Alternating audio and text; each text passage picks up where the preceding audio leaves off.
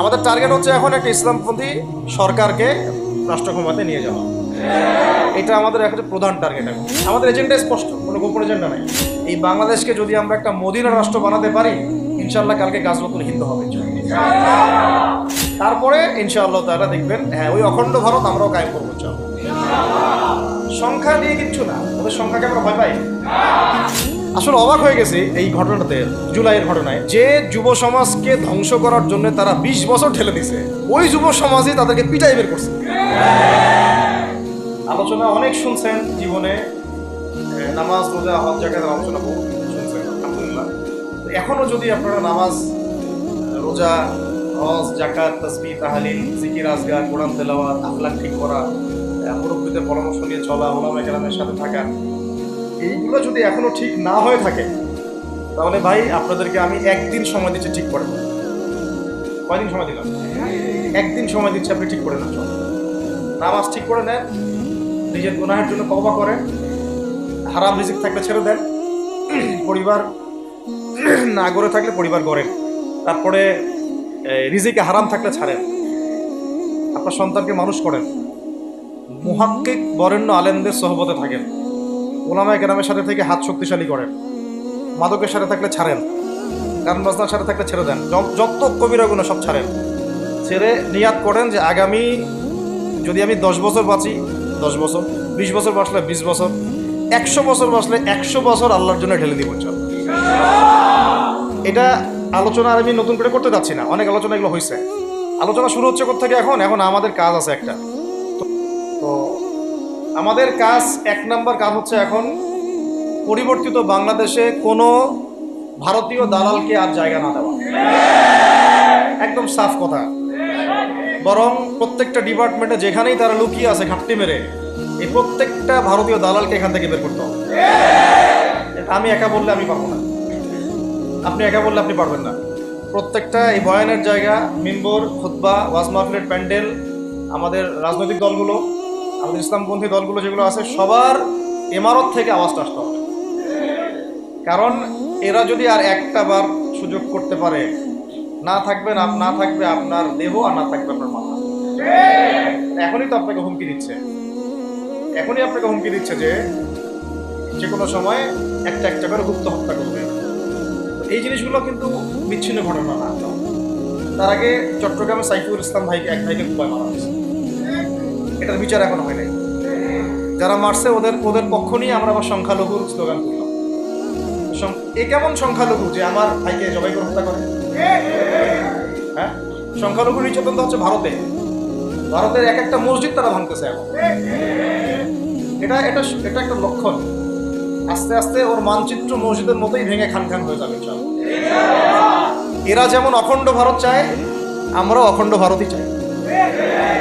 আমরা চাই অখণ্ড ভারত হবে কালিমা লা ইলাহা ইল্লাল্লাহ মুহাম্মাদুর রাসূলুল্লাহ। আপনারা তো মনে করেন যে ভারত আমাদেরকে ঘিরে রাখছে, তাই না? আসলে ভারতকে আমরা ঘিরে রাখছি। এই দিক থেকে আমরা, এই দিক থেকে চায়না, এখান থেকে নেপাল, এখান থেকে ভুটান, এখান থেকে মায়ানমার, এখান থেকে পাকিস্তান, আর তার চেয়ে বাপ আছে আফগানিস্তান। আছে না আফগানিস্তান? ওদের সাথে কেউ পারছে এই পর্যন্ত? আফগানের ভাইরা নিজেদেরকে করে নিচ্ছে। এখন কথা হচ্ছে, আমরা একটা কাপুরুষতার পরিচয় দিচ্ছি। নেপাল ওকে টাইম দেয় না, ভুটান টাইম দেয় না, মায়ানমার টাইম দেয় না, চায়না তো দেয়ই না। আর আমরা তাকে একেবারে প্রভুর আসনে বসায় রাখছি। আমরা কি দিছি? আমরা ইলিশ দেই, আমরা ট্রানজিট দেই, আমরা রেল দেই, আমরা বন্দর দেই, আমরা আর কি দেই? গ্যাস তো দেই মাশাআল্লাহ। তারপরে পণ্যগুলো তো দিচ্ছি, গার্মেন্টস দিয়ে দিচ্ছি, আমাদের প্রশাসনের মধ্যে লোকজন দিয়ে দিচ্ছি, কর্মী শ্রমিক দিয়ে দিচ্ছি। এই জন্যই তো বলি, কেন সে স্ট্যাটাস দেয় এই স্বাধীনতা তার স্বাধীনতা। এটাই তাহলে কারণ। তার মানে তারা আমাদের সার্বভৌমত্বটাকে স্বীকার করে না, তাই না? তারা যদি আমাদের স্বাধীনতা সার্বভৌমত্বকে স্বীকার করতোই, তাহলে তো এরকম স্ট্যাটাস দিত। কি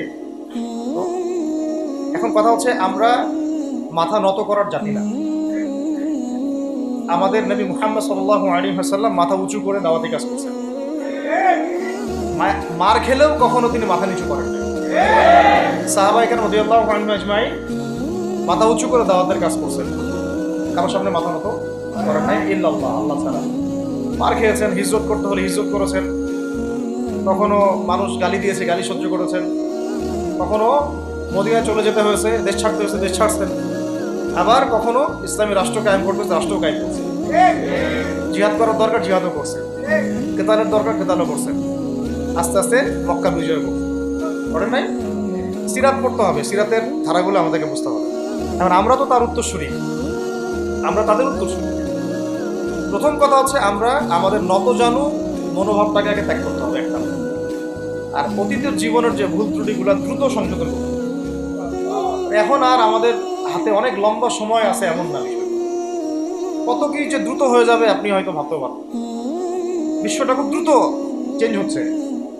এই অল্প সময়ের মধ্যে আফগানের ভাইরা দাঁড়ায় গেছে, অল্প সময়ের মধ্যে সিরিয়া দেখলেন যে পরিবর্তন হয়ে যাচ্ছে। তারপরে আপনি কয়দিন পরে দেখবেন ইনশাআল্লাহ যে এই আপনার প্যালেস্টাইনের অবস্থাও পরিবর্তন হবে ইনশাআল্লাহ। তখন এরা আবার হামাসকে ঠিকই বলবে যোদ্ধা, তখন ঠিকই বলবে যোদ্ধা। এখন বলতেছে বিদ্রোহী, বলতেছে সন্ত্রাসী। হ্যাঁ, তো একটা বিষয় আগে বলে নেই, এটা বোঝার দরকার আছে যে দেখেন ফিলিস্তিনের যে অবস্থা চলতেছে সেখানে কিন্তু আমাদের তাবলিগের মেহনতটা মূল না, সেখানে আমাদের জিহাদের মেহনতটা মূল, তাই না বিষয়টা? ওখানে তো সবাই, ওখানে বোম পড়তেছে, ওখানে কি সবাই তাবলিগের মেহনত করবে না অস্ত্র হাতে নেওয়া ফরজ? এটা বোঝার জন্য আপনার তো মুফতি হওয়ার দরকার নেই। হ্যাঁ, আবার যখন আফগানে আমেরিকা হামলা চালাইছিল তখন কি শুধু তাবলিগটা ফরজ ছিল না ওদের হামলা প্রতিরোধ করা ফরজ ছিল? ফরজ ছিল। একই অবস্থা সিরিয়াতে হয়েছে, কিন্তু বাংলাদেশে এখন সেই অবস্থাটা নাই। কিন্তু বাংলাদেশে তাবলিগের মেহনত, আমর বিল মারুফ নাহি আনিল মুনকারের মেহনত চলবে, মানে তাবলিগের মেহনত, দাওয়াতের মেহনতটা চলবে। যদি যদি কখনো বাংলাদেশে দেখা যায় যে দেশের শত্রুরা বা দিনের শত্রুরা বা উগ্রবাদীরা এই দেশের স্বাধীনতা সার্বভৌমত্বের উপর আক্রমণ করে, তখন কি আমাদের উপরে জিহাদ ফরজ হবে কিনা? এখন যদি তাই হয়, এখন আপনাদের কি মনে হয় এটার সম্ভাবনা আছে না নাই? এটুকু ইন্টেলেকচুয়াল অবস্থা তো আপনাদের আছে, এটার সম্ভাবনাও হতে পারে, আজ হোক কাল হোক, হতেই পারে। তখন আমার প্রিপারেশনটা কি হবে সেটা আমাকে এখন জানতে হবে। আমার প্রিপারেশনটা কি হওয়া উচিত? প্রথম প্রিপারেশন হওয়া উচিত আগের সমস্ত জিন্দেগিতে যা করছি নিজেকে আল্লাহর দিকে ফিরাই নিয়ে আসে। এটা প্রথম কাজ। যে আল্লাহর দিকে ফিরে আসে নাই তার সাথে না জিহাদের সম্পর্ক আছে না কিতালের কোনো সম্পর্ক, সে তো আল্লাহর পথেই না। প্রিয় যুবক ভাইরা, আগে প্রথম কথা হচ্ছে আগে আপনি আল্লাহর দিকে ফিরে আসেন। দ্বিতীয় কথা হচ্ছে এরপরে আমাদের প্রয়োজন শারীরিক প্রস্তুতি। শারীরিক প্রস্তুতি যেমনটা বললাম যে কোনো অবস্থাতেই আলেম ওলামাদেরকে, দায়ীদেরকে, মুফতিদেরকে, মুহাদ্দিসদেরকে, মাদ্রাসার শিক্ষকদেরকে, খতিবদেরকে ভিতরে ঢুকতে দেওয়া যাবে না। কারণ আপনাদেরকে যদি ভিতরে নিয়ে যাওয়ার স্কোপ পায় তারা নতুন করে আবারও কেউ, তাহলে আর সুস্থ রাখবে না, ফিজিক্যালি আপনি ঠিক থাকতে পারবেন না। অতএব একটা সামাজিক প্রতিরোধ করে তুলতে হবে সবসময়। মানে একটা এলাকার মধ্যে একজন আলেম আছেন, সেই আলেমকে এলাকা থেকে নিতে পারবে না, তাকে নেওয়ার আগে 100 জনের উপর গুলি চালাইতে হবে, এমন একটা মুভমেন্ট থাকতে হবে। প্রতিবাদ না করলে আপনি বান্দরবনে যান, বান্দরবনের পাহাড়ি এলাকায় গিয়ে কোন একটা পাহাড়ি লোককে উঠাই নিয়ে আসেন, দেখি কত বড় সাহস। আর্মি পর্যন্ত পারে না। কি পারে না? সেনাবাহিনী পারে না। পারে? পাহাড়িরা ওইখানে ঐক্যবদ্ধ হয়ে যায়, ওদের মহিলারা ঝাড়ু নিয়ে সামনে চলে আসে। এই আমাদের বান্দরবনের কথা বলছে। ওখানে যে কুকি চিং একটা ফ্রন্ট গঠন করছে সশস্ত্র বিদ্রোহীরা, ওই অংশটুকুকে নিয়ে একটা মাস্টার প্ল্যান আছে ওদের। ওই অংশটুকুতে তারা খ্রিস্টান রাজ্য বা আলাদা একটা পাহাড়িদেরকে নিয়ে একটা রাষ্ট্র প্রতিষ্ঠা করতে চায়, এটা ওদের স্বপ্ন। এই উদ্দেশ্যে তারা হাঁটতেছে এবং তারা অস্ট্রেল ভাষায় কথা বলে। ওখানে তারা পতাকা বানাইছে, মানচিত্র বানাইছে, এমনকি লাস্ট টাইম আমরা ওখানে গিয়ে শুনলাম যে মুদ্রাও নাকি বানাচ্ছে। মুদ্রা বুঝতেছেন বিষয়টা কত ডিপ? আমাদের রাষ্ট্রে যে কত সমস্যা, আর জানি না যারা দায়িত্বে আছে তারা কি করতেছে, আসলে কোন দিকটা সামাল দিচ্ছে। অর্থনৈতিক দিকটা দেখবে না এই পাহাড়ি এলাকার সমস্যাগুলো মেটাবে, নাকি আমাদের মুসলিম উম্মার অভ্যন্তরীণ সমস্যাটা মেটাবে, আর শহীদ ভাইদের খবর নিবে, না পঙ্গু ভাইরা যারা পড়ে আছে হাসপাতালে তাদের খবর নিবে? সিনেমা দেখতে বসে গেছে। কোন আক্কেলে সিনেমা দেখেন আপনি? আপনার সিনেমা দেখার সময় কোথায় আপনার? সিনেমা দেখার সময় কোথায়? এই যে যতগুলো ভাই শহীদ হয়েছে তাদের পরিবারের খোঁজখবর নেওয়া লাগবে না? এবং যতগুলো ভাই এখন হাসপাতালে কাতরাচ্ছে তাদের সঙ্গে হাজার হাজার হাজার হাজার ছাত্র ভাই, তাদের চিকিৎসা করানো লাগবে না? যত মানুষকে গুম করা হয়েছে ওদেরকে মুক্ত করা লাগবে না?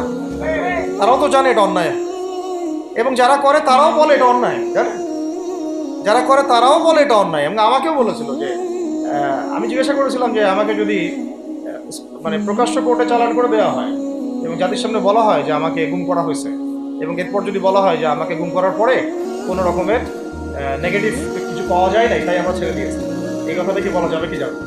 তারা বলছে যে না, এটা বলা যাবে না, কারণ এই কাজটা তো মানবতা বিরোধী অপরাধ, এটা করলে তো বললে তো সবাই আবার বুঝে ফেলবে।